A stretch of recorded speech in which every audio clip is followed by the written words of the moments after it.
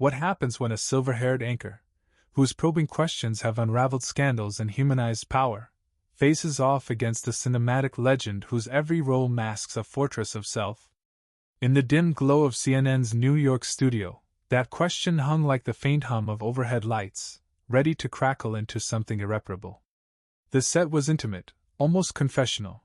A pair of deep leather armchairs angled toward each other across a low glass table that caught the soft reflections of 3 cameras. A wide shot framing the scene, a mid on the guest, and a close-up trained on the interviewer. No live audience murmured in the shadows, just the crew, a handful of producers huddled in the control room, their whispers occasionally bleeding through the soundproof glass. Microphones clipped to lapels picked up every breath, every rustle of notes on the table. The air smelled faintly of fresh coffee and hot bulbs, the studio lights casting a warm, golden sheen that belied the chill of anticipation. Anderson Cooper adjusted his wire-rimmed glasses, his blue eyes steady as he leaned back in his chair. At 58, he carried the weight of decades in journalism, interviews with presidents, survivors of disasters, icons of culture. Tonight, though, a flicker of fatigue tugged at him. He'd skipped his usual pre-show ritual, a quiet moment with a dog-eared notebook, chasing leads on a breaking story until the last minute. He tapped his pen once against his knee, a small tick, before smiling warmly at his guest. Denzel Washington settled into the opposite chair, his posture impeccable, suit tailored sharp against his broad frame. At 70, he exuded the quiet command of a man who'd conquered screens and stages, his Oscar-winning gravitas tempered by a recent public dust-up, a fiery op-ed he'd penned defending artistic freedom amid Hollywood's culture wars. It had polarized fans, some hailing his candor, others decrying it as out of touch. Denzel's jaw set subtly as he clipped on his mic, the wire whispering against his collar. Inside, a brief pang surfaced, a memory of his mother's quiet pride at his first award, now shadowed by the relentless scrutiny that fame demanded. He pushed it down, offering a nod that was polite but guarded. "Thank you for joining me tonight, Denzel," Anderson began, his voice smooth, laced with that Vanderbilt polish. "It's an honor to have you here. For starters, how have you been holding up amid all the buzz around your latest project?" Denzel chuckled, a low rumble that echoed through the mic, his eyes crinkling at the corners. "Holding up?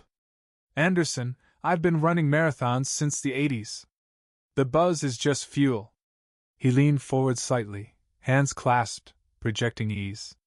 But his fingers tightened briefly on his knuckles, a micro-tell of the control he wielded over his narrative. The cameras hummed softly, the wide shot pulling in the subtle interplay. In the control room, a producer murmured into her headset, "Tight on Denzel, catch that smile." The interview flowed into small talk, Anderson steering with practiced grace. He asked about family, the Washingtons' quiet life away from the flashbulbs. "Your kids must be proud," he said, "watching their dad still command the screen after all these years." Denzel's response was measured, warm on the surface. "Proud? They're my toughest critics. Keeps me grounded."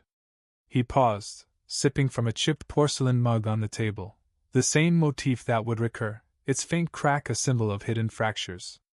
But his eyes flicked to the camera, a subtle awareness of the lens's intrusion. Anderson noted it, a brief internal nod. The man was always performing, even in repose. Shifting gears, Anderson probed gently into neutral territory, Denzel's recent directorial ventures, the evolution of his craft. "You've said filmmaking is about truth-telling. What truths are you chasing now?" "Truths that cut through the noise," Denzel replied, his tone sharpening just a hair. "In a world where everyone's got a platform, it's about owning your story before someone else twists it." He gestured loosely, but his foot tapped once against the chair leg, a rustle amplified in the quiet studio. Anderson nodded, his pen hovering over his notes. He felt a twinge of empathy. The guest's defensiveness mirrored his own guarded moments under the spotlight. But the job demanded more. "That's fascinating. Speaking of platforms, your op-ed last month stirred quite a conversation. You wrote about artistic freedom in an era of cancellation. What prompted that?" The air thickened subtly, the lights hummed seeming louder. Denzel's smile held, but his shoulders squared. Prompted? Life, Anderson. I've seen too many voices silenced because they didn't fit the mold. Freedom isn't free if it's policed. He leaned back, crossing his legs, a deliberate reclaiming of space. Anderson pressed on, his questions narrowing like a lens focusing. But legacy, yours is immense. From glory to fences, you've portrayed resilience, often against systemic odds. How does that square with critiques that your stance overlooks the traumas of those without your privilege? Denzel's brow furrowed briefly, a flash of vulnerability crossing his face, a momentary crack, recalling the harassment his family endured early in his career, the letters, the threats. He swallowed it. Privilege? I've earned every scar. But trauma isn't a competition. It's a shared wound we all carry. His voice rose a notch, declarative, turning the question back. Don't you think the media plays a part in deepening those divides? The interviewer paused, absorbing the deflection. A paper rustled as he flipped a page, the sound crisp in the mics. In the control room, glances were exchanged. A producer's phone lit up, fingers hovering over social media apps. Anderson's internal beat. This was the pivot, where curiosity met accountability. Absolutely, the media bears responsibility. But so do public figures. When you speak on these issues, do you consider the ripple effects, the way your words might validate or wound? Denzel bristled, his hand gripping the armrest. Ripple effects? That's a nice way to say censorship. Visibility isn't theft, Anderson, it's survival. He delivered the line like a scripted retort, sharp and aphoristic, but his eyes betrayed a flicker of fatigue, the weight of constant defense. The conversation deepened into public-private friction, the tables sheen reflecting their tense profiles. Anderson asked about privacy in the age of exposure. You've guarded your personal life fiercely. Yet your work invites scrutiny. Where do you draw the line between platform and profit? Privacy is control, Denzel countered, his voice steady but laced with contempt. And control is all we have left when the world demands your soul for a headline. He gestured toward the cameras, the midshot zooming in on his expressive hands. A faint wire hum accompanied the movement, underscoring the artificiality. Anderson leaned forward, his fatigue giving way to resolve. He recalled his own exposures, coming out publicly, the vulnerability it entailed. I understand that tension. But doesn't authenticity demand we confront the burdens we place on others? Your op-ed dismissed certain calls for humility as performative, yet isn't defending one's narrative a performance too? The guest's jaw clenched, a swallowed laugh escaping as a huff. Authenticity? In this game, it's whatever survives the edit. His words hung, subtext heavy. Who controlled the cut here? As the interview escalated, Anderson transitioned to the moral frame, his questions firmer, incisive. Let's talk accountability. In an industry rife with gendered double standards, your defense of unfiltered truth, does it account for how that truth lands differently for women, for marginalized voices? Denzel's eyes narrowed, a transient vulnerability surfacing again, a pause, his hand brushing a faint scar under his collar, remnant of a childhood accident, symbol of buried pains. Accountability goes both ways. I've faced my share, harassment, doubt. But humility? That's not bowing, it's knowing when to stand. His tone turned combative, pride flaring. The studio inhaled collectively, crew members stirring off stage. A muted whisper from the control room. This is gold, keep rolling. Anderson felt the shift, the ethical tightrope, fairness versus spectacle. He sharpened his probe. Standing is admirable. But when privilege amplifies your voice, doesn't it come with a duty to amplify others, or at least not diminish their traumas? Diminish? That's your spin. Denzel shot back, his chair creaking as he shifted. The chipped mug sat forgotten, its crack mirroring the fracturing civility. The moral pivot crested, Anderson's voice measured but weighted. Denzel, you've built a career on portraying complex men, flawed, resilient. In real life, though, when you frame critiques as attacks, does that not evade the humility your roles often teach? Accountability isn't weakness, It's the ultimate strength. Denzel's breath quickened, his fist tightening on the armrest.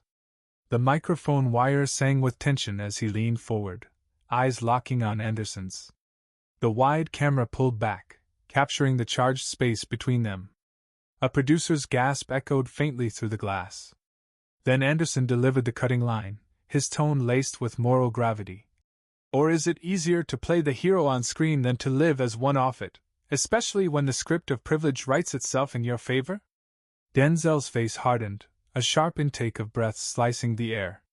His chair scraped against the floor as he rose halfway, knuckles white on the leather, the studio lights glaring off the table like a spotlight on impending fracture. Denzel Washington stood half risen, his knuckles tight on the leather armrest. Anderson Cooper's stinging words. Or is it easier to play the hero on screen than to live as one off it, especially when the script of privilege writes itself in your favor? Cutting through the CNN studio's hum.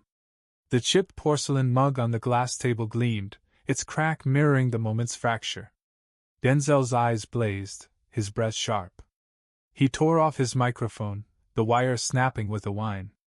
This isn't an interview, it's a setup. He spat, voice low and raw. Anderson stayed seated, his pen still, though his pulse raced. It's a question, Denzel. One you're dodging. The wide camera zoomed out, capturing Denzel's looming frame against Anderson's calm. In the control room, a producer whispered, "Keep rolling." A crew member's phone glowed, already posting clips. Denzel stepped toward the stage's edge, shoes clicking. You want truth? Look at your own game, chasing headlines, not facts. His finger jabbed the air, but a flicker crossed his face, a memory of his mother's voice. Stay strong, but don't break. Anderson's voice was steady. Walking away doesn't own the story, it hands it to everyone else. Denzel froze, hand brushing the chipped mug. Then he laughed, bitter. I've been owning my story since I was a kid. You don't get the final cut. He strode off, the mid-camera tracking his exit through the green room, past the stunned intern. Anderson addressed the camera's voice even. We'll take a break. His eyes lingered on the empty chair, a twinge of doubt. Had he crossed into spectacle? Outside, Denzel stood under New York's night sky, his phone buzzing with X-posts. Denzel walks out on Cooper. #CNN clash. And Anderson exposed him. His scar itched, a reminder of old battles. He'd walked out, not from fear, but from a stage that wasn't his. In the studio, lights dimmed. A producer grinned. Ratings gold. Anderson flipped his notes, the chipped mug a silent accusation. He'd sought truth, but found chaos. On X, clips exploded, some hailed Denzel's defiance, others mocked it. Anderson's mentions split, hero or instigator? Later, Denzel sat alone, scrolling. His publicist urged. We can spin this. He didn't reply, tracing his scar. He'd left to protect his truth, not to hide it. Anderson, at home, sipped from his own chipped mug, replaying the night. Denzel's eyes had betrayed a crack, real, human. Maybe that was the story, not the walkout. The city pulsed on.